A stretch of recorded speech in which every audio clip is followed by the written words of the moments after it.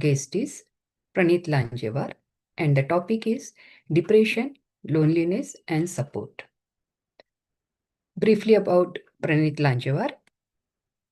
Pranit Lanjewar is a placement manager in the field education department. Pranit most recently worked at the Community Builders as a community life service coordinator, serving mixed income communities at Woodhill Homes.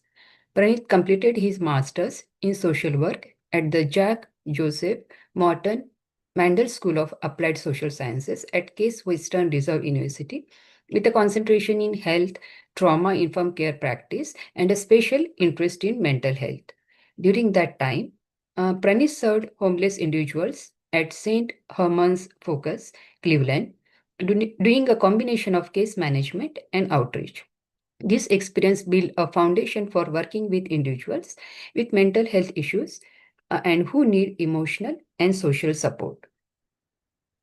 During his field placement, Pranit also worked at the US Department of Veteran Affairs in the HUD and WASH department, serving homeless veterans.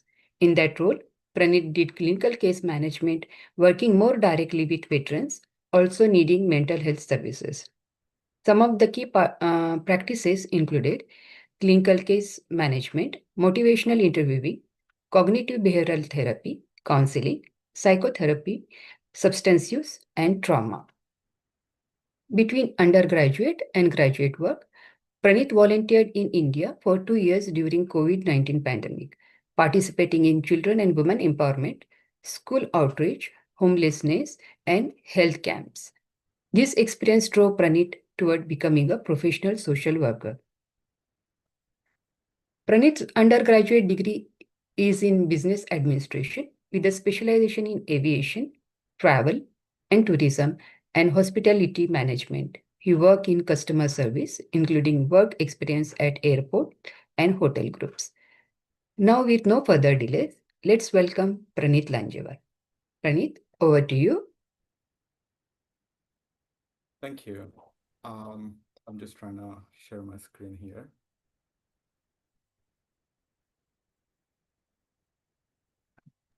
Pranit, you have presentation? Yes, that's what I'm Okay, sharing so now. we need to make you the co-host. Yeah. Yeah. Can you all see my screen? Can you increase your audio, please? Little bit. Yeah. Can you hear now? Little bit up, if you can make it louder. Louder is better. I think it's louder. Can you Yeah, make it yeah. now? Okay. Let me just see here. फिर से थोड़ा या volume बढ़ाए तो अच्छा रहेगा यार. Um,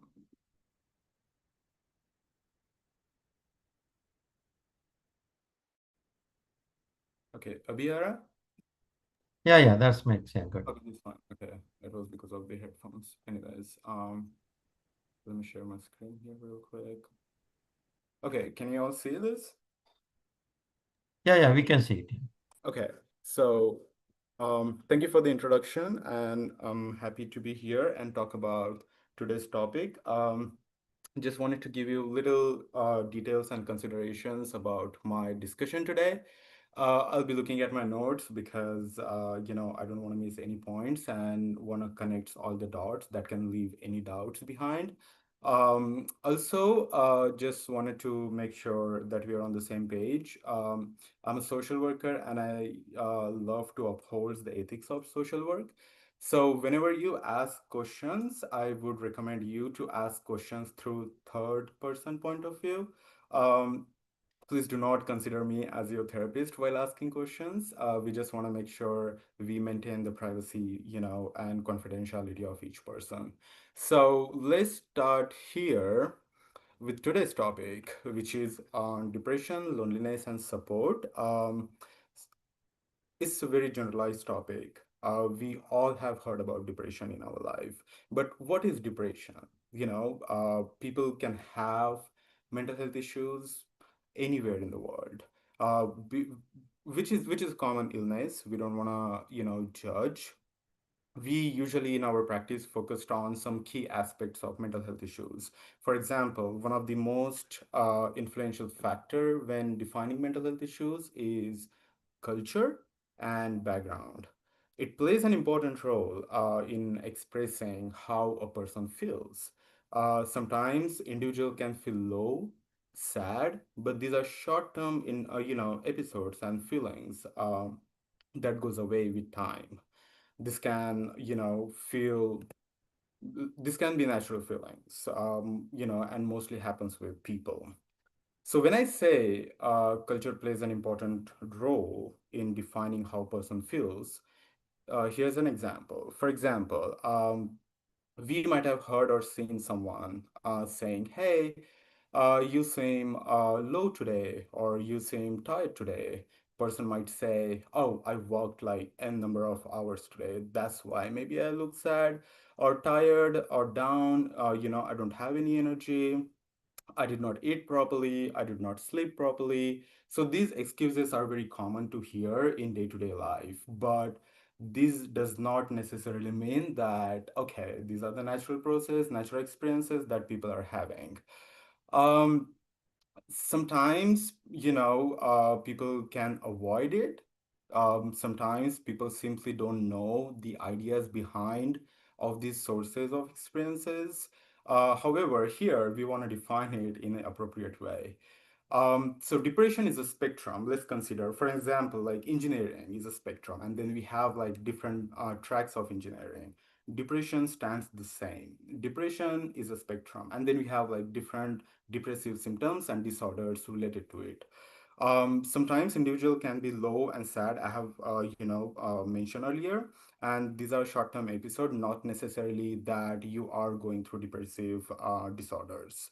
However, we want to define it in a correct way under our constitution in mental health, we call it, which is DSM-5, Diagnostic and Statistical Manual 5.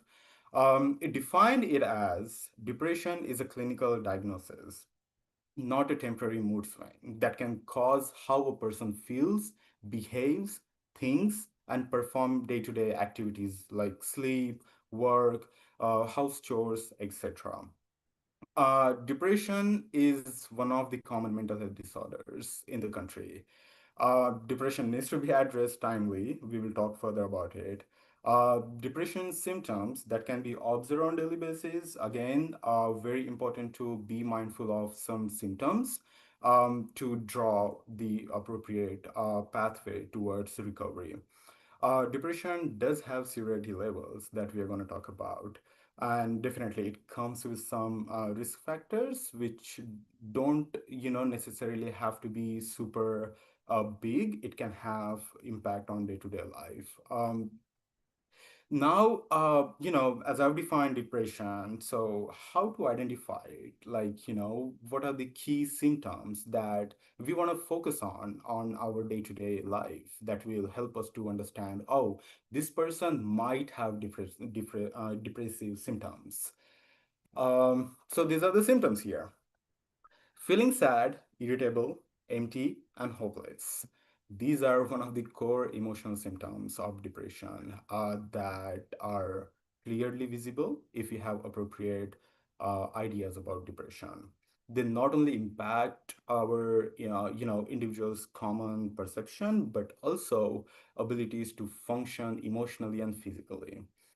Sadness, like we all know, is deep, is a persistent emotional pain. It can be vague, not specific, because sometimes individual can be sad due to grief, due to heaviness, due to some life experiences that they face in their life. And those moods, those episodes, they simply don't go away. And we need to think about it. We need to work on it. And sometimes that's where the irritability evolves because we simply don't know the source of our mood, why we are being sad, why we are feeling in certain way that we never felt before. um, you might also feel on age. Feeling on age is nothing but, becoming tense, becoming anxious, feelings like that. Everything, that relates to maybe short-tempered mood, agitation, something like that, if that's never happened before with you. Please note, depression affects every individual, regardless of your age, regardless of your gender. Emptiness. and hopelessness. It's nothing but you have lost interest in things that once used to enjoy. Believe that things are not going to change. You are stuck in the situation where is there no way out. That's the hopelessness. This most probably relates to negative thoughts about self and questioning your self-worth. And this also promotes thoughts of dying. I will explain that in a bit. This also leads to thoughts of dying, suicidal ideation, and in some cases, especially here today, I want to focus on major depressive disorder. Um, because this is when individuals have most intense symptoms under the spectrum of depression. There are other depressive disorders type that we think about, but also uh, we find individuals mainly with major depressive disorder, at least that I have experienced in my practice.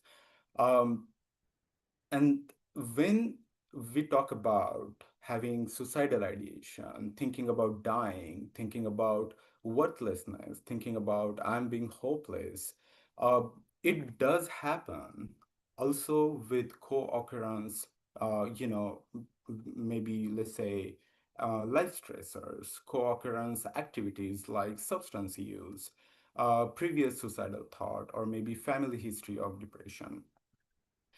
Another symptoms, losing interest or pleasure in activities that you once enjoyed. I briefly mentioned about it before, but just to dig into more, the ability to feel joy, satisfaction, motivation from things that one used to matter to you, once you used to enjoy the most in your life. It overall affects your hobby, social interaction, um, work, eating habits, sex, anything that was once used to be joyful, and now when you're experiencing depressive symptoms, you don't feel that you don't feel those activities joyful anymore. And individual may feel the hobbies are pointless at this time. Maybe playing game, doing outdoor activities, sketching, drawing, listening to music, even cooking. Why cooking? Again, I'm gonna address that later in the points. Um, an individual may not feel emotionally connected because of losing interest or pleasure being socialized. Um, and like lack of socialization during depression episodes can be exhausting due to lack of emotionally presence. Sleeping too much, sleeping too little, decrease energy or increase tiredness or fatigue.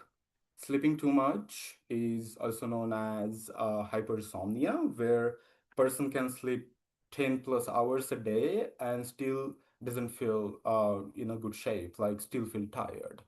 The task, like getting out of bed may feel impossible. I just want to lie down on the bed. Feelings like that, those emerge when sleeping too much and still feeling depressive symptoms, but at the same time not feeling okay, I'm well. An individual may feel just, making sleep as an excuse to distract themselves from some of the symptoms that they experience, or maybe emotional pain, emotional numbness, or other symptoms that we have just talked about, or we are going to talk further. Sleeping too little is called insomnia, in which individual may have trouble falling asleep on time, waking too early without having any reason, just falling asleep generally and having trouble to actually sleep on the bed. Racing thoughts, one of the symptoms of ADHD too, worriness, feeling on the edge, like again, feeling tense, anxious, agitation, that keeps individual awake on the bed, and that leads to having trouble to fall actually sleep. Uh, Regular work can make individuals feel drained. I'm pointing out towards being tiredness and fatigue. Regular work can make individuals feel drained, like cooking, walking, driving, maybe just going out of the house, and these are psychological points where we need to work on, we need to think about, which are really, really important. Medications and therapy is another part, but the psychological aspect coming through the person plays an important role in recovering process. Significant change in appetite, eating much less or more than usual, weight loss, weight gain unrelated to dieting. There are individuals who forget eating. I still remember having my clients going through major depressive disorder and saying that I don't feel like eating. I don't like the taste of the food. I used to like pasta, but I don't like it anymore. Things that in nature. And like after a couple of months, they lose weight, which is unintentional. They don't want to lose weight. They lose weight because of going through these symptoms and feeling like not eating food much, feeling like I don't like particular food, or just simply not having interest in eating properly and maintaining healthy lifestyle. Whereas we can see some individuals, they eat a lot when they are stressed.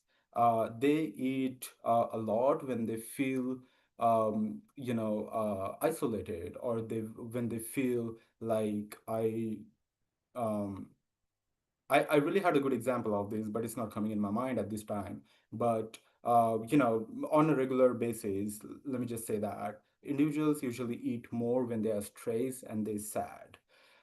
It doesn't go with every individual, but yes, there are some clients who perform these activities in their life and they gain weight again, which is unintentional.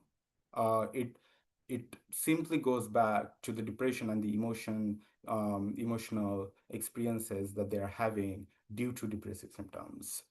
Um, when a person is in depression, the brain structure and brain chemicals changes, especially serotonin and dopamine. They are neurotransmitters that regulates mood, motivation, ability to cope with stress. And dopamine can contribute feeling of anhedonia, which is like loss of pleasure, loss of pleasure in doing things that once used to, feel like joyful or entertained. Again, this is a part of neuroscience, and there are like so many studies, which is, those studies are completely different than topics that we are talking about. I just wanted to mention this briefly just to get this idea from it. Feeling worthless and excessively guilt, again, very common in depression. Uh, these are some of the key points in the conversation, which people experiencing depressive symptoms, they often mention this in their conversation. Individuals have strong sense of having no value of self. They feel like they're burden on people, they're burden on themselves, they're good for nothing. They tend to compare themselves with others. They may say they're not good enough, they don't belong here. They tend to focus more on where they lack versus what are their achievements, what are their capabilities, what they can do, that other people cannot do. If you notice someone saying like this, please make sure that you provide your full attention to them, you being present with them, and listen to them with certain approaches that I'm gonna talk about later in the slides. Um, the next thing that I would like to talk about is individuals in depression or major depression, depressive disorder tend to express their feeling of guilt for things that they did not do, the things that they don't have control on, or some things that happened like long time before, and now they are thinking about it without any reason, without any necessity. People can label their thoughts by saying it's all my fault, and that's where another approach comes in, social work practices, which I'm going to talk about later. um, they may say they are disappointed for like for what reason. You may not know, never, if they don't share. There is no particular reason for that. It's just the thought process that coming in their mind and they're expressing it to you. They might say, I ruined everything. Like I said, I don't belong here. I don't feel that I belong here. I'm happy. I'm not happy. Things like that. And these, in our practices, we call it irrational thinking patterns, which has different approaches again. Some of the symptoms that shows the self perception, how people see themselves when going through depressive symptoms. They can talk about how a big failure they are, having constant feeling of failureness, things in that nature. A person in depression may be disorganized, may have clouded thoughts. For example, clouded thoughts are like, having lack of clarity in the conversation. They can talk anything, and that doesn't make sense. They may communicate slow. They are putting a lot of thinking abilities while communicating. They may have trouble in conversations, reading books, or reading even maybe small article. They may take time, they may think about it, they may overthink on it, they make different irrational thinking pattern, or sometimes they might just connect to that story even though that didn't happen with them. um, or whatever the task that requires mental efforts. Again, the studies are related to neuroscience. Difficulties in concentrating can occur in simple tasks, watching shows. I cannot sit here and watch like 40 minutes of episode. I cannot do that. It can be, an individual's decision. I don't want to watch it, but looking through depressive symptoms, it's a sign. It says something to us. So we don't want to neglect that. um, and a person can be zoned out while talking and come back to the topic. Again, one of the symptoms in ADHD. When you are talking to the person going through or experiencing depressive symptoms, highly possible chances where they may get zoned out and they may come back to the topic and they may miss important points from your conversation. um, Difficulties in making minor decisions, and these are not big decisions. These are like day-to-day life decisions, like what should I eat, should I cook, should I not, shall I just go out and walk. These are like minor decisions. Those are warning signs when a person in depression. Again, it can be natural feelings at some point, but when we know, okay, person is having some kind of depressive episodes, from a couple of days, we want to make sure that we are present there. We don't avoid those feelings and emotions coming through them. um, um, a little bit about brain again, because we talked about minor decision, and it's definitely has a psychological aspect in it, but so many things come from your mind during depressive episodes. When I say, should I eat, should I go out, should I go for a walk, or should I just lie down on the bed? These symptoms are related to executive brain functioning, which are planning and decision making. Attention and memory, which is coming from prefrontal cortex of the brain. Then motivation and reward processing, that comes from dopamine. Even though the depressive symptoms can make a person feel like climbing a mountain and it's a difficult day-to-day life, the good news is there are treatment modalities. However, the depression cannot fully be treated. There are still research and studies going on. However, there are, you know, a good amount of possibilities where all these symptoms can be reduced and can make a person feel better than before. In the presentation, I did not mention the slide about criteria, because it's good to have that education, but it's a part of practitioner when you go and see the practitioner is then it takes place. But I just wanted to give you some ideas about criteria, how a person is diagnosed by the practitioner. especially when going through symptoms of depression or major depressive disorders. Again, under the Constitution, which is DSM-5, Diagnostic and Statistical Manual 5 in mental health, depression is a common and serious disorder. The major depressive disorder, which is specific mental health disorder under the spectrum of depression, um, five or more than these five symptoms have to be present in the human being for 2 weeks period of time in order to get diagnosed with major depressive disorder. So five or more than five of these symptoms have to be present for 2 weeks of time in the human being. There's another types of depressive disorder called persistent depressive disorder. Persistent is a chronic illness. Why I say that? Because when a person is diagnosed with persistent depressive disorder, it lasts for 2 years. The minimum criteria to meet persistent depressive disorder is that, again, five or more than five of the symptoms that last for 2 years at least in adult in order to get diagnosed with persistent depressive disorder, and 1 year in children in order to get diagnosed with persistent depressive disorder.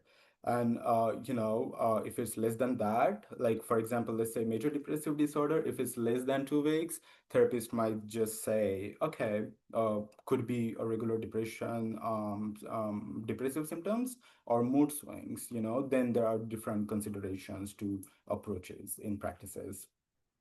Uh, the only difference that I've mentioned between major depressive disorder and persistent depressive disorder is the duration. So it is very important to understand what happens with our body and mind. It is very important to note that, okay, if I'm feeling certain XYZ symptoms of depression, that I feel is a depressive symptom. So how long have you been feeling those symptoms for? How long have you been living with those symptoms? What are you doing about it? So things in that nature helps a lot for, practitioners to narrow down the criteria for particular mental health disorder and to provide you the diagnosis with. Um, so why do people experience depression? What are the causes of depression? Biological factors, genetic factors, psychological factors, and social factors. In this slide, I'm going to focus more on psychological factors and social factors. However, I do want to give you brief information about biological factor and genetic factor just to give you ideas, because genetic factors of depression and the biological factors of depression are the combination of neuroscience and genetic counseling. So the biological factors again related to brain structures, chemical changes, especially related to neurotransmitter, brain structures, hippocampus, which is memory and emotional regulation, prefrontal cortex. Again, there are huge studies of this. So we practitioner, as a mental health counselor or therapist, we have to have some basic knowledge about neuroscience and genetic counseling in order to narrow down our search in the criteria. But at the same time, this is not necessarily have to be a specialization for us. Um, Genetic factors talk about family history of depression, which increases the risk of an individual by 2 to 3 times higher than a person without having the history of depression. Does that make sense? It could be confusing, but yes, the study shows the person can have 2 to 3 times higher risk factors of getting diagnosed with depression versus the person who don't have a family history of depression. Um, Not necessarily family history of depression will put you, will provide you with the depression in the next generation, but puts you in a high risk of getting diagnosed with depression. It can also be polygenic, which means, there can be more than one gene in your body. It can be thousand, and each of those genes can have different functional abilities that impacts your mind and body. um, Psychological factor, which I really want to focus more on because this is our practice. So, psychological factors like stress, trauma, negative thinking patterns, are very common in people experiencing depressive symptoms. It could also be common without having any particular mental health disorder, but again, we want to make sure how long we are experiencing particular symptoms about particular disorders. Or anything like that related to any experiences in life. Um, so as I have talked before in the previous slides about negative thinking pattern, like I'm a failure, it's all my fault, negative thoughts in that nature, and there are particular therapeutic interventions that we are going to talk about in the next slide. Psychological factors plays a vital role. Um, in depression because of poor coping skills. It can make a huge difference in person's life. Please note, everyone has different coping mechanisms in their life that helps in different ways to them. But we sometimes want to be very specific and very reasonable when trying to develop some coping skills between us. Um, I usually see in my clients that they have different coping skill, which is absolutely fine. No doubts in that. Where one client might use substance, one client might just go and drink one beer a day, and maybe smoking. Why? Because their answers used to be like, "Oh, it makes me feel relaxed. It makes me feel calm. It makes me feel being present at the moment," which we do not recommend. This is not a good way to develop or generate any coping skills. Um, they may put themselves at risk because it's just not about the psychological factors and me trying to help myself to deal with those depressive symptoms, but also you have different treatments going on, like medications, like other therapeutic interventions that you're going through that may affect your habits of drinking or maybe taking any substances in your life. Trauma, a huge psychological factor. um, let's talk about children and trauma here for a bit. So trauma in our childhood, and top of that unresolved trauma, can make a big difference in recovery process. um, Children may have experienced different episodes or events in their life, like family stressors, domestic violence, physical abuse, neglected by parents, lack of attachment with parents, social isolation, lack of communication with outer world other than house. These things do affect children for long term in their life if not worked on it at the early phase of their symptoms. Um, Physical abuse, again, one of the major cause of depression. Um, those events, if they last longer, please note, they will show up when you're adults. For example, if you face lack of attachments in your childhood, it will impact your interpersonal abilities when you become adult. Things like that in that nature. So we want to make sure that if we are talking about depression, we are just not talking about adults here. We are also thinking about children because they can also feel depression or depressive symptoms in their life. They can feel loneliness, even though you have like 10 people around you, but you don't connect with people. That's where the loneliness comes in. You don't feel connect to them emotionally. You don't feel attached. You're going to your parents trying to express yourself, but parents are busy talking to other people. Things like that in nature, especially with children.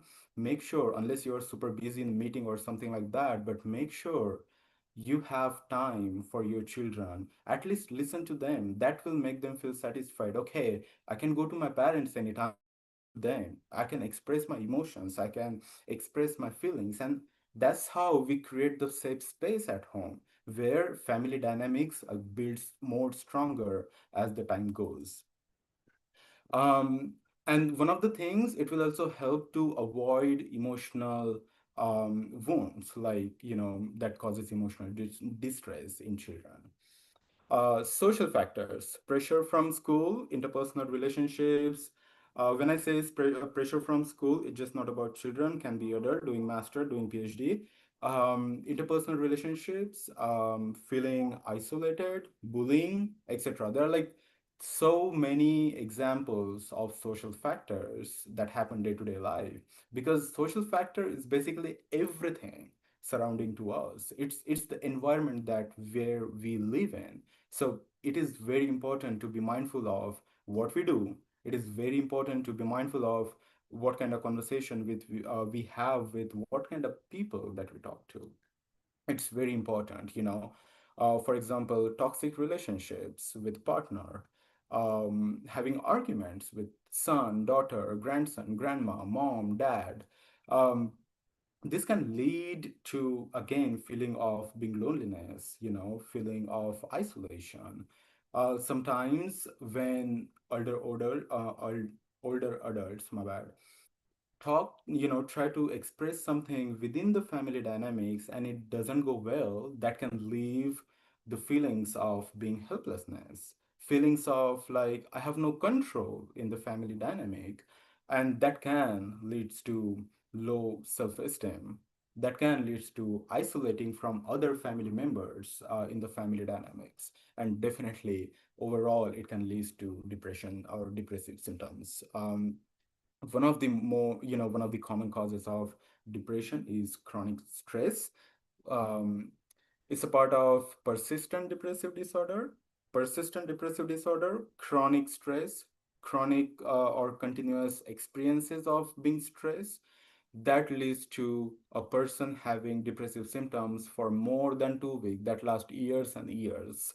um, the social factors, as I've mentioned, is basically everything. I just wanted to give you some example. It could be work, it could be your family dynamics, it could be the environment where you live in, it could be, financial stress, poverty, unemployment, lack of friendship, lack of communication with people in the outer world, which are very important to consider when having certain steps to taking towards recovery process of any mental health disorder.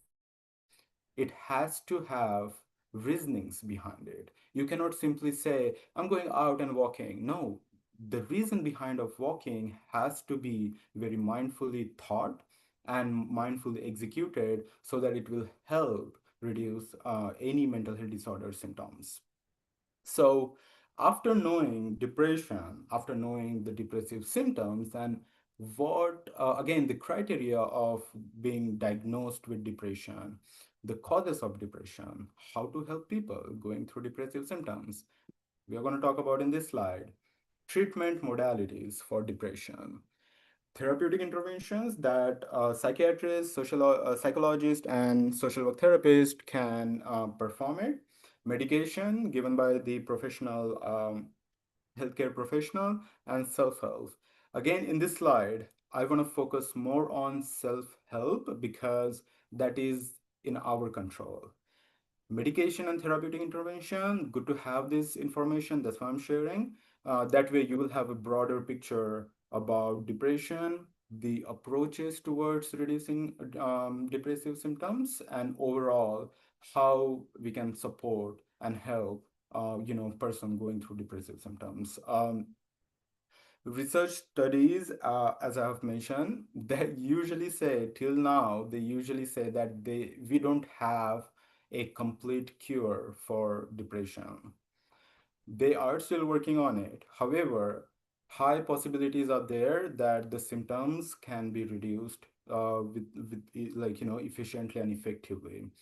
Um, one of the things that studies have found why depression cannot be completely treated is because of the factors that we have talked about in the previous slide. Could be psychological factors, could be genetic factors, could be social factors.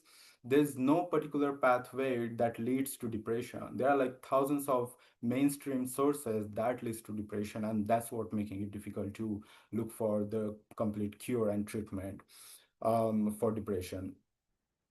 Um, so, for example, talking about therapeutic interventions, again, there are so many therapeutic interventions we have.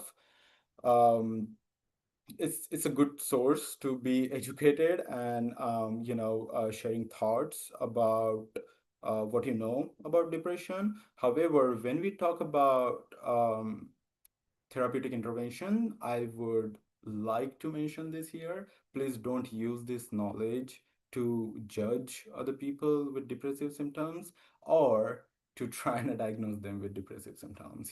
This is helpful information to know and to support, not to treat others.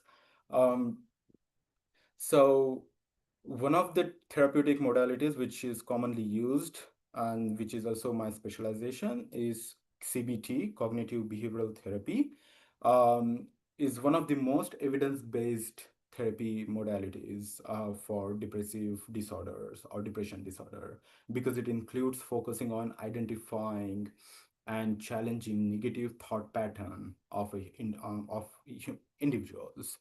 Um, do you remember in the previous slide, I talked about negative thought pattern and belief? This is where we challenge individual as a therapist. We challenge individual to modify or restructure their thought pattern that will help them to see the clear picture, the reality versus what they think about. Um, so, for example, um, we use reframing. That's a term that we usually call in our practice, reframing, one of the interventions in CBT. Just to, giving you a brief idea about it, we use reframing and develop coping skills and trying to change behavior. You might have heard we cannot change behavior of other person, which is absolutely true, but at the same time we can help towards influencing them to act in certain way, so that this will ultimately help reduce mental health symptoms. um, and one of the things that I like about CBT is, even though it performs practically, but it's an education piece to the client. It's not like, okay, we are talking about this is what I recommend, but then it's up to you if you want to do it. No, we educate client on this. Okay, this is the process we are going to do. If you have any question, you can ask, but at the same time, this is what we are expecting out of this education that you're getting. So let me give you an example here. um, a client saying, let's say, I hate my boss, or my boss hates me and I will never be promoted. Okay, so wait a minute, come down. But do you like, what are the percentage, or do you really know the fact that your boss hates you and you have not been, or you have been just assuming that your boss hates you and you have not been recognized and promoted where your colleagues have? You're having negative thinking pattern or negative thought processes because you're hurt, or do you want more recognition?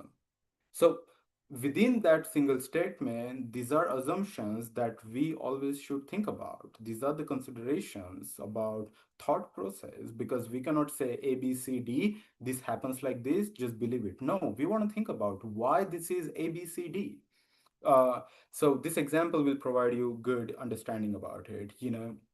So when we trying to challenge individuals, saying like, okay, these are the negative thinking patterns, and do you really feel that your boss hates you and that's the reason never gave you promotion, or you're just being hurt because you're not being recognized by your boss?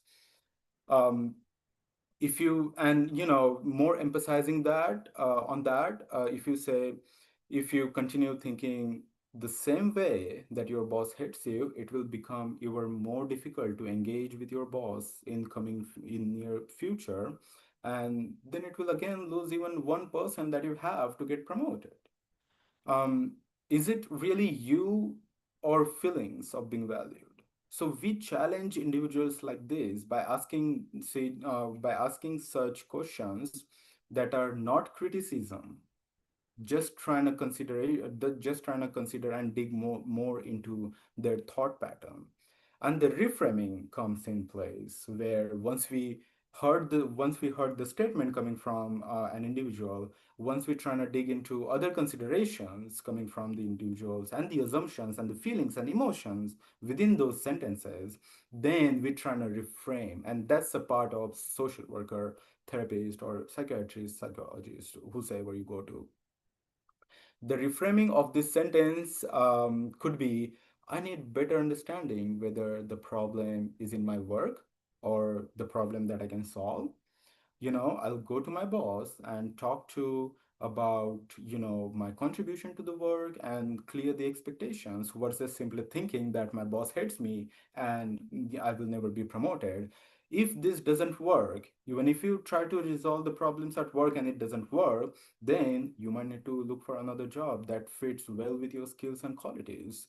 Um, Another example of therapeutic intervention could be interpersonal therapy, could be group therapy, family and couples therapy, motivational interviewing, behavioral therapy, psychodynamic therapy. Why psychodynamic therapy? Because it also includes children and childhood traumas, childhood stressors that we have talked about in the previous slides. uh, Medication is definitely prescribed by healthcare profession, not by the therapist. But I would just give you a brief example of medications that are taken in while experiencing depressive symptoms. Medications such as antidepressants, SSRI, which stands for selective serotonin reuptake inhibitors, like Prozac, Zoloft, Paxils, other mood stabilizers. And I do recognize we have some guests in the meeting that they are from India. You may not get these medications in India. And these medications are strongly prescribed by psychiatrists and your primary care physicians. The important treatment modalities that I wanted to talk about is self-help, because this is in our control, because we know ourselves more than anybody else. If you're well educated on depression or any common disorders like anxiety disorder, mood disorder, um, or depressive disorder, obviously, that we are talking about, it may become little easier for you to identify those initial stage where you are experiencing those symptoms and trying to take appropriate steps towards reducing those symptoms.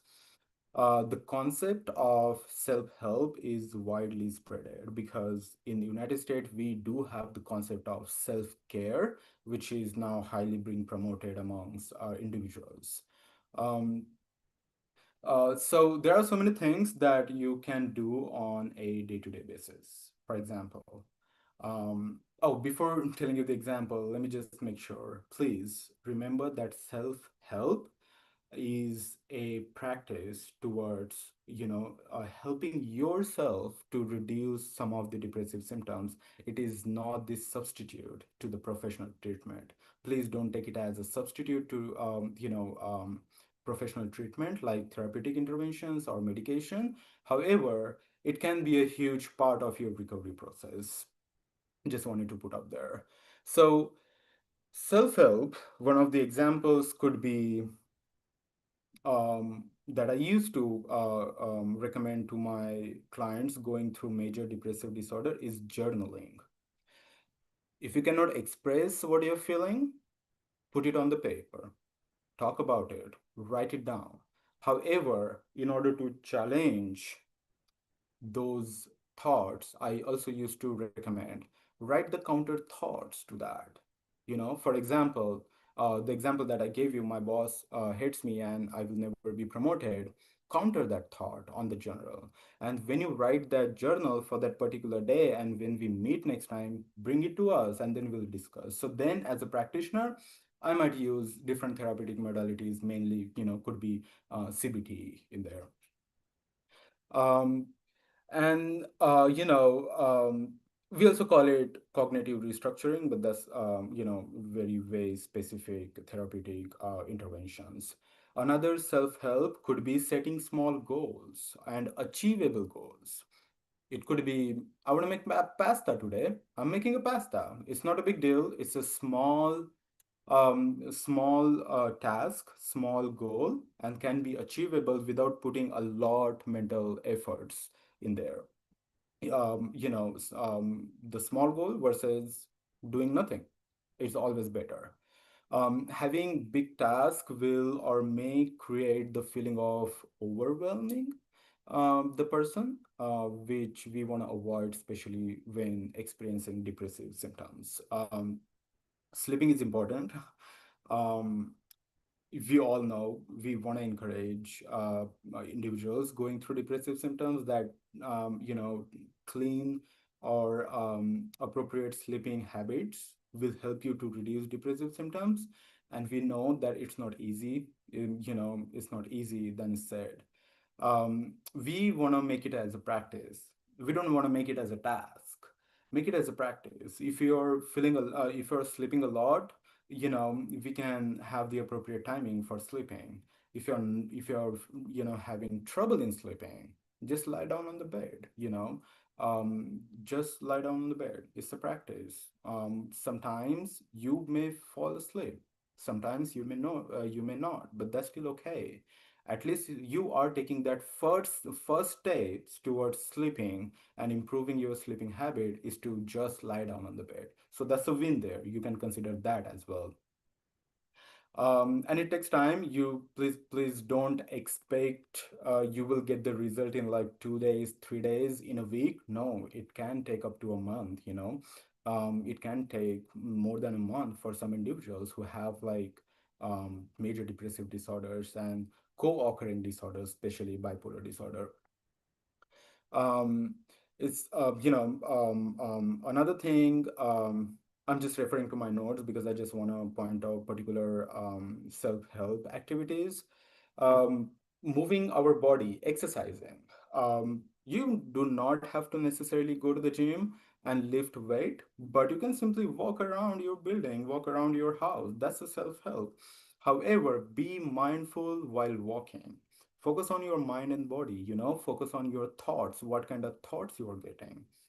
um, and then in our therapeutic world, we call it cognitive behavioral, or mindfulness based CBT, where you're like becoming more mindful of your body, the triggers coming out of your body, maybe pain. I'm having pain in my lower back when I'm walking. You're becoming mindful. You're being attentive to your body to identify what triggers that your body is giving to you. Process your thoughts, but at the same time, be reasoned why these thoughts are coming to your mind. Or can you have different thought process? Can you try to work on that? Be mindful of that. It will definitely help you narrow down what kind of feelings and emotions you are going through. You can do stretching, you can do yoga, you can do meditation, which is very common. One of the things I always have recommended to my clients going through major depressive disorder is mindfulness techniques and meditation. So there are like thousands of mindfulness techniques because it goes with individual, and individual can have different coping mechanism and mindfulness techniques to help themselves. For example, I used to recommend grounding techniques to my clients, being present in that moment. Feel what you're going through, just be grounded, take a deep breath, just be calm. And then I used to do 5 4 3 1 5 4 3 2 1 senses. It's like identify or acknowledge five things that you can touch around you. or maybe, see around you, acknowledging four things that you can touch around you, acknowledging three things that you can hear around you, acknowledging two things that you can, smell around you, and acknowledging one thing that you can taste. So this thing will help you help you focus more on your mind and body. Why I'm saying mind and body again and again? Because that's the source, that's the risk factors, that's the consideration for treatment recovery. At the same time, that's where you can also build control. If you build control on your body and mind, it will help to have a speedy recovery from these depressive symptoms. Socialization again plays a huge role for so many mental health disorder out there. You simply have to go out and talk to people. I know it cannot be simple for other folks who are going through depressive symptoms and feeling of isolation. It can be really challenging to just take a step out of your room or maybe house and talking to people. Um, because of low self-esteem. Do you remember we talked about low self-esteem? There are different reasons why you may feel having low self-esteem, and that can challenge you when you're trying to become socialized in the outer world. um, an individual can become avoidant as well, and these all are related to feeling of loneliness or being isolated in one place. um, you can talk to your friends, you can talk to your family, parents, brother, sister. You can talk to someone else's who is more trustworthy, who creates a safe space for you in the environment where you can share your feelings and emotions without thinking about the person might become judgmental towards it.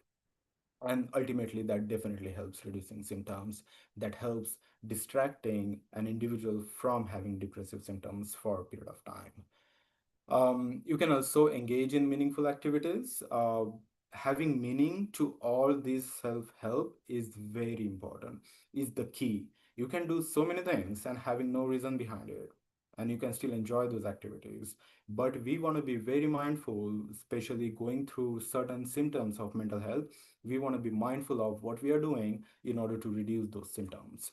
You can do, under the socialization structure, you can maybe participate in any events. You can do volunteer activities. That way it will provide you with the meaning and reason to those activities, and it will also expose you in contact with different other people where you can talk to them, where you don't necessarily have to express your feelings and emotions everyone that you meet, but at least you can talk to people. You can meet new individuals in your life, and that way it will help reducing the feeling of being isolated and loneliness. The things that I've told you that can be done for self-help, but the things that I recommend or other practitioners recommend not to do when trying to help ourselves. Please, please, please don't take alcohol. Please don't use any substance thinking that, okay, it will be an excuse to distract from depressive symptoms. It will make me feel good for a particular, time frame, especially short-term goal. We don't want to do that, especially when you are having different therapeutic interventions going with your therapist or healthcare provider and the medications to it. Because um, sometimes a person may have co-occurring disorder. Co-occurring disorders is like having two or more than one mental health disorder at the same time. So that, like, substance or drinking, smoking will affect your overall abilities, or if capabilities to reduce any mental health symptoms or diagnosis.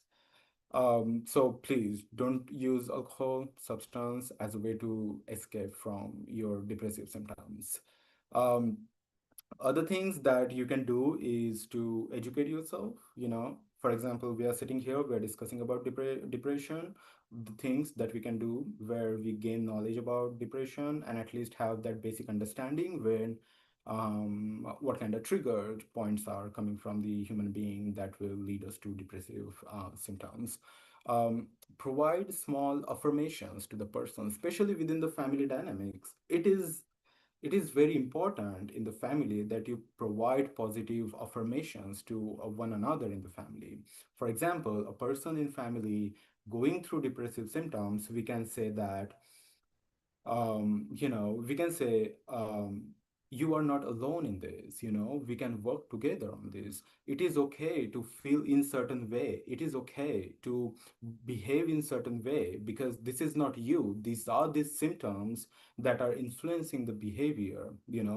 Affirmations could be like, we will work together on this. Affirmations could be like, you're a strong person, you got this thing. um, will fill those gap where a person might feel strong enough to work on their recovery and become more positive towards their symptoms versus being thinking harshly on themselves about depressive symptoms. So now we have the ideas about self-help. We know what are the supports are there. Where we know the medication. We know where to go to. We know the therapeutic interventions. So what are the approaches that can be helpful to a person or people going through depressive symptoms or depression disorder? Some of the basic approach is some of the basic approach can make a huge difference, let me say it that way. And some of the approaches are family support, social work approaches, social support, or basic trauma informed approaches. uh, I will talk about trauma informed approaches. It's the best education piece that has been going around in mental health area. um, and it's good to have those ideas when communicating with people going through any mental health disorders. Again, when I talked about family support, is nothing but you are present there. Sometimes physical presence makes a huge difference for people. Being present emotionally, being attentive to the feelings and expressions that are being shared by the person who is going through depression. We don't want to judge anyone. We want to create safe space where persons feel more confident to come to you and share what he or she is going through. We want to make our present impactful. We want to listen to them. We want to provide our responses to the conversation that we have. Very important. It shouldn't be one-way conversation. It always should be the two-way conversation between people. uh, Again, the affirmation statement that I have mentioned, I can definitely mention again here, because these are the approaches. You're not simply communicating, the communication has a meaning towards it. For example, I am here for you as a brother, as a sister, as a father, as a mom, as a grandfather. We are together in this. Things like that you can take. Being a family member, you can say, you can encourage seeking professional help, because we want professional help in this. We don't want to treat disorders by ourselves. Some phrases are really helpful. Sometimes it becomes a step towards taking appropriate treatment, or reaching out to appropriate people in place to treat mental health disorders. You can be more patient with people, not necessarily only with people who are going through depressive symptoms, but overall in general with people. You can be patient while communicating with them. As I've mentioned earlier, people in depression can talk slow, can think a lot when talking. They can have a lot of negative thought pattern. They can put themselves down. So you have to be present and be patient with the conversation. As you hear what the problems are, you don't have to jump on the conclusion right away. Think on it. Have that listening abilities where you're not only just listening but also providing responses to that, and those responses make meanings out of the conversation. uh, Sometimes small gestures with family members can bring positivity amongst each other. Oh, you're not feeling like cooking? Let me cook for you today. Let's cook for family today. These small gestures can make a huge difference. Would you like to go out? I can walk with you if you are not, if you're not up to walking by yourself. I can walk with you. Things like that. Those are really basic things in our day-to-day life. Some people might just do it even without having a mental health, any mental health symptoms, which are really, really important to fill those small gaps and bring positivity in a person. You can maybe help in daily chores, doing laundry, maybe dropping off a person at school, at work, at home, going for grocery together. Uh, be present for that person. That's just I want to say through these examples. Um, if you are there, for example, let's say I am with a person going through depressive symptoms or having diagnosed with depressive disorder. I am not giving them suggestion, hey, do this, do that. Don't worry about the suggestions. They're already getting suggestions and recommendations from their practitioner. But you want to be more welcome and show some acceptance to their behavior. You versus saying like, oh, you can go and do laundry. No, we can do it together. You can welcome or invite person to ask questions or to provide the opportunity to say no, which is absolutely fine. If you don't want to do laundry, would you like me to do laundry? Things like that. That way uh, it shows that you caring about the person. You're not leaving them alone. Don't pressurize them for anything. Be welcoming, be acceptant. That way they will not feel overwhelmed. So please know that this disorder can be a cycle, and all of the dots can connect to each other. When you miss one of the dots in the cycle, it may have a huge impact on a person. So we want to be mindful of that. But at the same time, talking about approaches, please also take care of yourself. We always hear that. Please take care of yourself before taking care of other. You don't want to get burnout by taking care of other people, by thinking for other people. um, that is very, very important. I am going to talk briefly about trauma-informed practices, but I have mentioned some of the key aspect of trauma-informed practices before talking in the previous slides. Trauma-informed lenses in day-to-day life is nothing. These are not big terminologies. It sounds big, but it's not big. It's all about being non-judgmental towards a person going through any mental health disorder, to provide safe space, to invite people to share emotion and feelings, to listen to them, to provide support. It could be physically, emotionally, to understand the seriousness of their emotions and feelings, and understand what kind of symptoms they might have. Focus on some key symptoms like feeling of worthlessness, losing interest in doing things, falling asleep or not being able to sleep, feeling like doing nothing, feeling sad all the time. These are key symptoms that you may notice in individual on day-to-day life.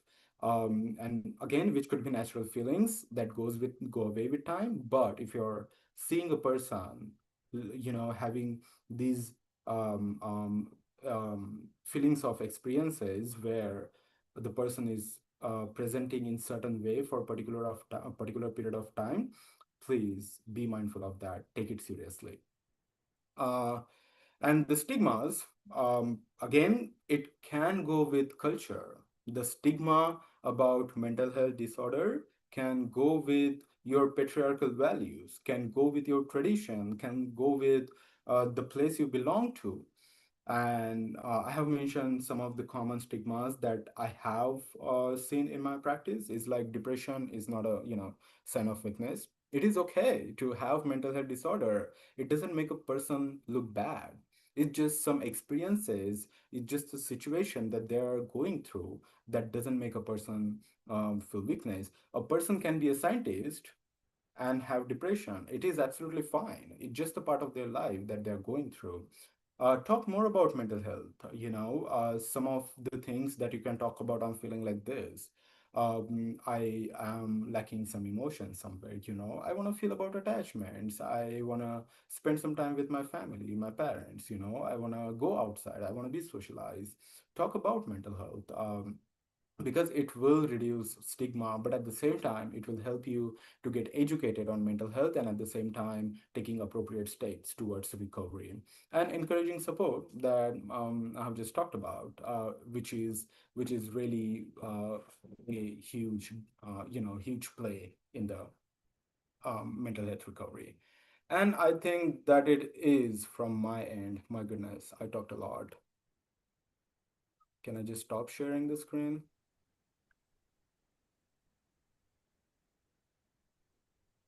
Yeah, I think I'm done. You please feel free to ask questions.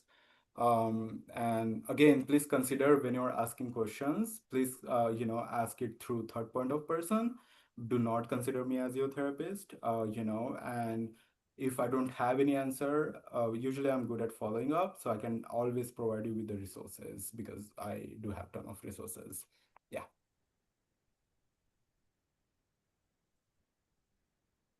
Yes, please.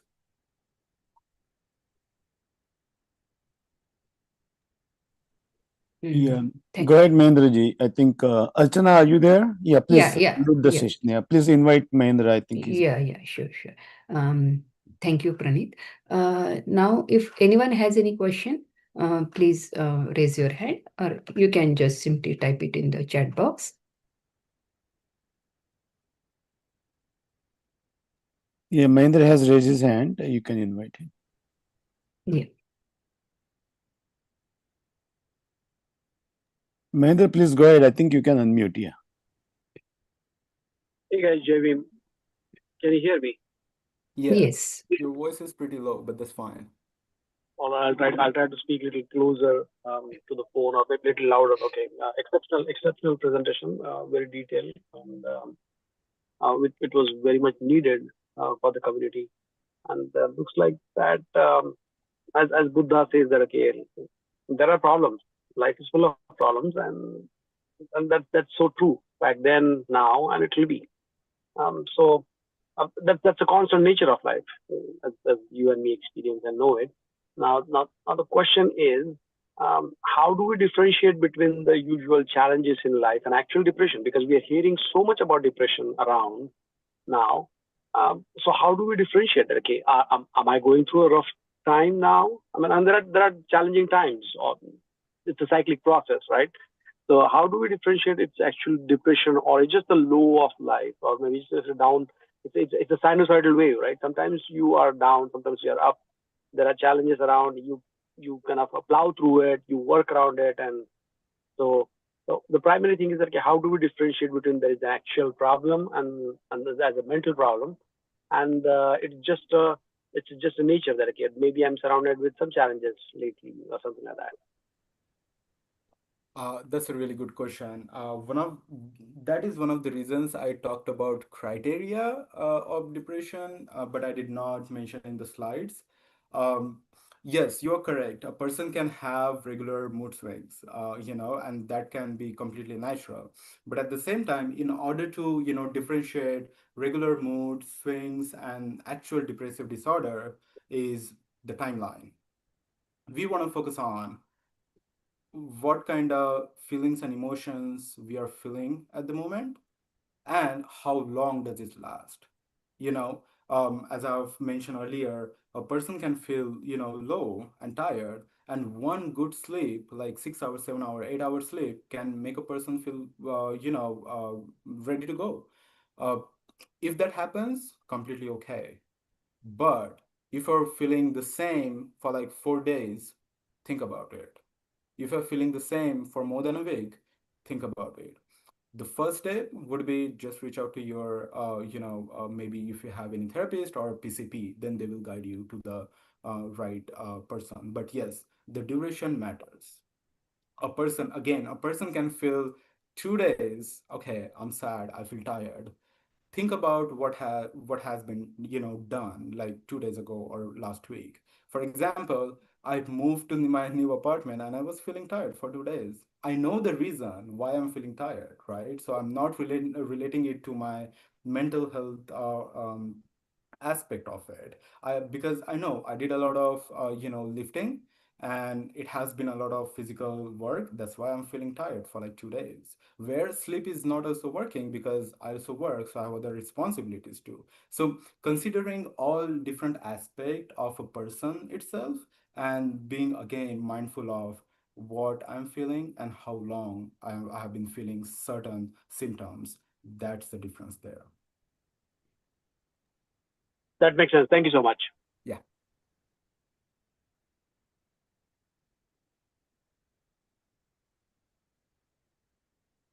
Yeah. Anyone else is having any question? Please go ahead.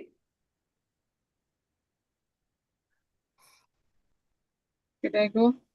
Nobody's there. Hello, Yeah, we can hear you. you can hear me. So I just work with the ADHD students here, and they give me the most difficult kid. I work in the school, and just 2 weeks before, I saved one child, like her life. She wanted to take up your life. I'm not a psychologist or anything. I'm just regular teacher.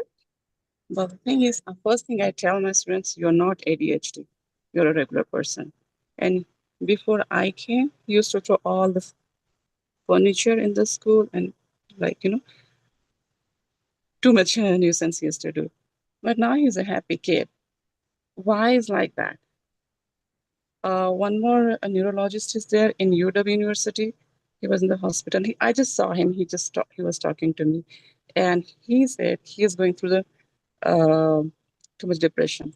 I said, you are a neurologist, and how come you are going through depression? How you're going to treat your people, like your patients? Even he said, I don't know what to do. Then I asked him, what is the reason? Then he said, that he was going through the divorce process. I said, so what is the problem there? Then he said, no, he's going on the medication also. So I told him only one thing. I don't know. What should I tell him? But you tell me something. What is the main reason of going through the depression? Um, that's again a good question. And thank you for providing a little bit background to it. I want to know the answer from you. Otherwise, I will tell you the answer. What was the last part? People go through the depression. Yeah, okay. So there's not only one cause of depression. So I would not say that what is the main cause of depression. No, because there is not main cause of depression. That's the reason why depression cannot be completely treated. However, the symptoms can be reduced over the period of time. The thing is, so 1 about second. the Make kid. a long story short. We correlate all these teachings with the Buddha's teaching. First thing what did he say? He said, let go. When Bantaji told me this, let go, I said, no, I have a family. How can I think like that, let go? Then if you understand something, let go, then so many problems will be solved. So I told that doctor, and I was here with him only for 10 to 15 minutes. I said, just let go. Leave her, let her be happy, and you be happy. Don't think how much money you're going to give her. Second thing is, Lord Buddha said, be independent. Are you independent or are you depending on anybody else? He said, no, I'm independent. He says, yeah, you can make your own earning. He said, really? Is it that so simple? I said, yes. And he was so happy like that. I said, yeah, because Buddha said, let go. And it's not easy. But I said, no, it's not easy, but you can practice. And then after 30 minutes, he understood. Yeah. No one can make me sad and no one can make me happy. I'm the one, I'm only my teacher. I can bring happiness in my life and I can bring sadness in my life. He was so super happy. And then I told him about Dr. Bir Ambedkar. I said, did you go through all this struggle, what he did? He said, I'm nowhere there. So why am I complaining to God? He was like that. And same thing happened with the other students and the child. She's a fourth grade student, and she was too much going on in her life. And she is not my student. She was a different class student, but we talked to each other. I talked to every kid. And when I saw her condition, she was in a very bad condition. She was not able to get up. And when I brought her outside and we spoke to her and I explained her, after 1 week, every day she used to talk to me. And after 1 week, she's a happy kid now. Same thing with the ADHD students. Now they send you to me to different schools because now they become normal. And I always tell them, this is a thing. So I told them, do not pamper too much. Do not strain the reins. Just leave when it's a lot, it's required or strain like that. So this is how it happens. And another thing is when one more teacher, she is a single parent. When I showed her Dr. Bir Ambedkar's life, the presentation, she feels so confident. And now she doesn't take any Red Bull, nothing, and she works. So why? Because we do not make them independent. We always tell them, I am there. And I always tell the students, I'm here today, not tomorrow. So you have to learn by yourself. Because this is what happened. Any prayer or anything, nothing will help. Any medication will not help until you become happy from inside. The inner peace is very important, and think that I am capable to do by myself, and I'm capable to bring happiness in other people's life. And this is how Dr. Baba Saheb Ambedkar, he survived for so many years, because he was having so many difficulties, struggles in his life, but he was keep on thinking, hey, I had to do for other people. That keeps you motivated. And this is how, like when people say they don't get sleeps, yeah, exercise is very important. You cannot go to gym, no problem. You can do it inside the one room. You can do that and be independent. Always bring Dr. Ambedkar's life in front of you. When you think that, you say, oh, my problems are just nothing, zero. And so many people here, they're now reading about him. After seeing my presentation, the students are feeling so motivated because everybody has these issues. So only one thing is, always think that I had to survive for myself and others. The moment you bring this in your mind, you work hard. I work 17 hours. And when I feel I had to do for something else, it brings a happiness in your mind. So one thing is there in your body that's called pituitary gland. If that is not happy, your body will never be happy. You go to any psychiatrist, you go to any other people, nothing will work. Why? Because when you think that I am able to do for myself, I'm independent, and I had to do for others also, not only for me. When it comes, hey, what can I do for other people survive? Or how can I help them? When this mind comes, other problems will not come in your mind. Make sure. This is what he said. So that's why I always correlate Buddha's teachings with these people's problem. And this is how they learn. These people are today there to help me. They will not be there tomorrow. And do I want to be happy or no happy? It's your choice. So suit yourself. So this is how they say, no, if I want to be happy, I have to become independent. If you're relying on somebody else or some other things like medication or watching movies or activities, you will never be happy. Because nothing is permanent. Only the permanent is your inner peace. That's called chitta. So this is you have to understand. And another thing is like we call it skandhas, antrik or bahari skandha, that you have to understand what. So when I told him, the neurologist, the fire, what kind of fire we have? We have inside also and outside also, and about the body. So if you have lust, of whatever, sex, or lust of earning money or doing this and that, or hatred, that's also lust. So, if you have this in your mind, you will never be happy. So let go. If other person is happy and he doesn't want you, just leave him and you will be happy. And why you're depending on other people? Don't depend on other people. And this is what I tell to students when I teach them. I'm teaching you this much, and further you have to learn by yourself. And I always tell them, help other people. The more you will help other people, the more happier you will be. And many students are there, they were not even able to touch the computer. They were on the wheelchair. And now they are doing so many things by themselves. I said, no, you're not going to, you have to type, you have to learn this. put your finger here, like, so they did so many things by themselves now. And that's why they send me one school to different school here. So but only one thing, everything let go. Don't get attached with anything, whether it's a body or a relationship or anything. Be independent. That's yes, I can do by myself.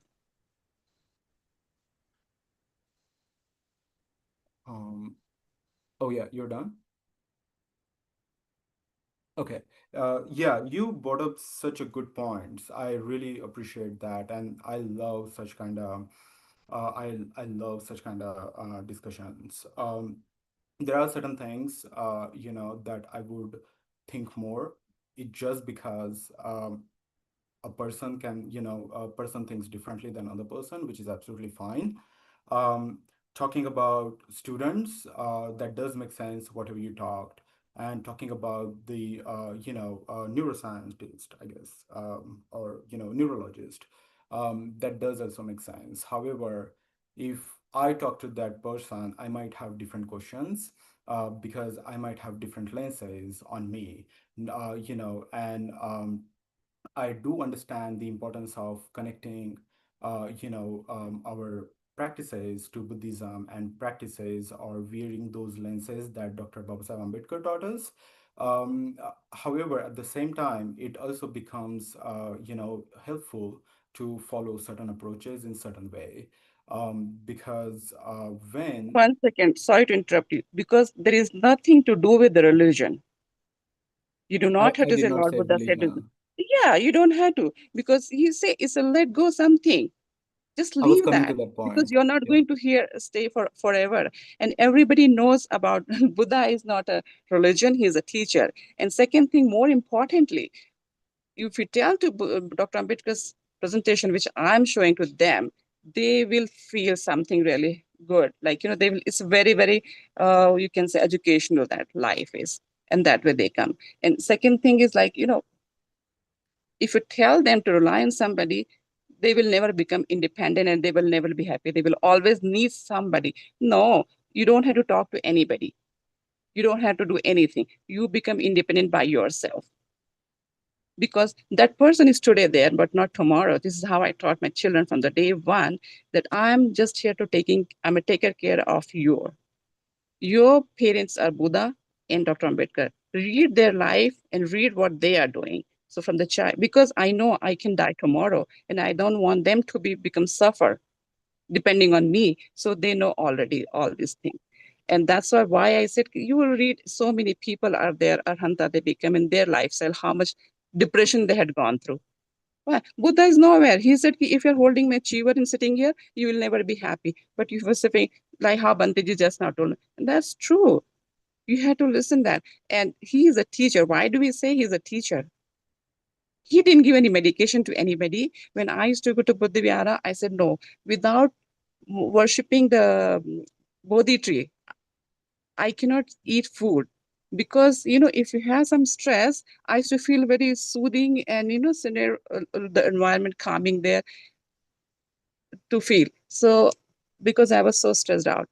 And then Banteji told me one day, you're not coming for one whole week. I said, did I do anything wrong? He said, don't ask me any questions.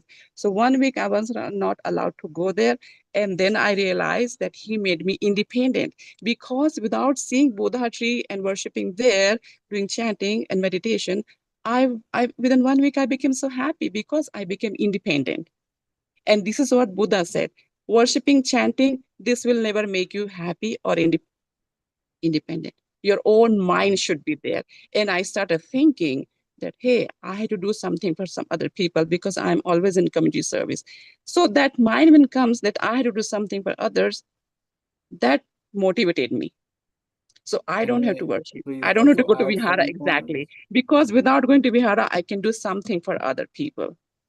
I was not able to get up. Mhm. And Arunaji, then I sorry to went after interrupt, 1 week. Arunaji. Sorry to interrupt, but we just want to be on the topic that we are Yeah. talking about. So can Sorry I to interrupt that. also So just be focused on the topic what he's talking about, and let's not to be conversation, but if you have any questions, you can ask. I mean, he's also therapist, and he's also the can placement. I yeah, I would like to quickly add to that, because having different perspective is really important, I feel like. And I do understand where you're coming from, not as in your place, but the psychology of your conversation. I'm on your side for most part of your discussion. However, no, you're fine, you're absolutely fine. But at the same time, my approaches are under the social work ethics, and I have to approach in a certain way in order to practice. Just like, for example, if I'm going to let's say physiotherapist, I cannot talk my personal life with them, right? I'm going there for particular meaning, and I understand the importance of being independent, and at the same time letting it go. Make sure, and please understand, letting it go is not a task, it's a practice that not everyone can do because of the attachment. And when I say the attachment, the neurologist or the healthcare practitioner that you talk to, he got divorced and he's depressed because of the attachment. We all have those attachment with everyone, not just the wife, but brothers, sisters, parents, grandparents, other social, people in community. We have those attachments, and we cannot neglect those attachments. And I also wonder, the definition of being independent is different for everyone. So for example, let's say me, Pranit, has depressive disorder, and I feel I'm strong, I'm independent, I can cure my depression. No, no, I need support for that. I cannot go to the pharmacy and I cannot order the antidepressant and take it by myself. No, because I don't know the severity of the condition or the situation that I'm going through. And it is just not about depression, it is about everything that happens in our life. If I'm talking to someone, what is the extent of my conversation, or what is the topic that I'm talking to a person? So my deepness of conversation will also be dependent on the person standing in front of me. So am I being independent in that? No, because I need certain education from someone. That's why I'm going. That's why I'm asking those questions to someone else, so that I get more knowledge on particular topic. That's where I'm becoming dependent. Yes, I am independent because I can do so many things by myself, but at the same time, the support that comes from external factors, which are also could be social factors, very important to influence our behavior. Those are important, how we look, how we perceive certain things in the social events or in the social environment. We can have rigid thinking about something, but those rigid thinking can also be modified, which will talk a lot about the person, because we want to be accept now we want to be like, we want to accept things that comes in our way, right? We we Oh no, I'm just trying to, touch the last point. We want to have we want to accept certain things in certain way, but at the same time being mindful of what we are accepting from the environment, you know.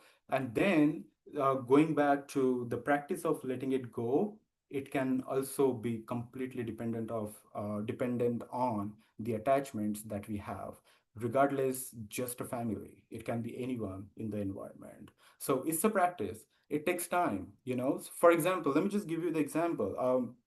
When I was working with the veterans having mental health issues, when they are off duty or off service, veterans usually have those warrior mentality.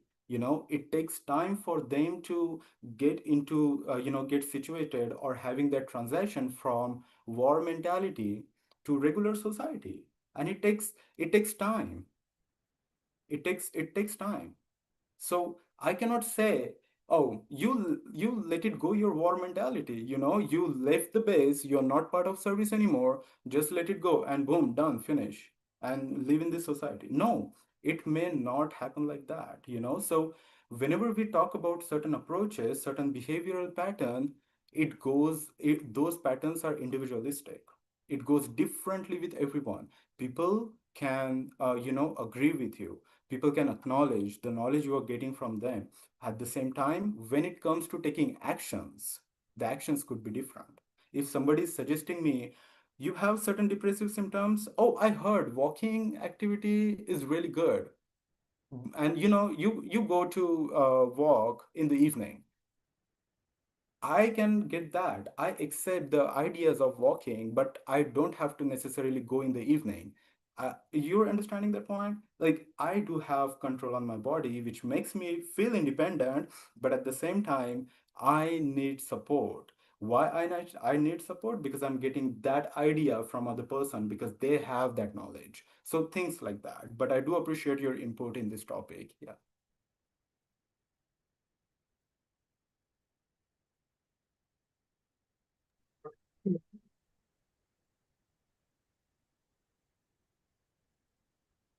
Any other questions? Archana ji, we are not able to hear you. Yeah, I'm here. So anyone is having any question? Otherwise, we can end the session. Yeah, and questions don't have to be like, very particular. It can be a general question too. So,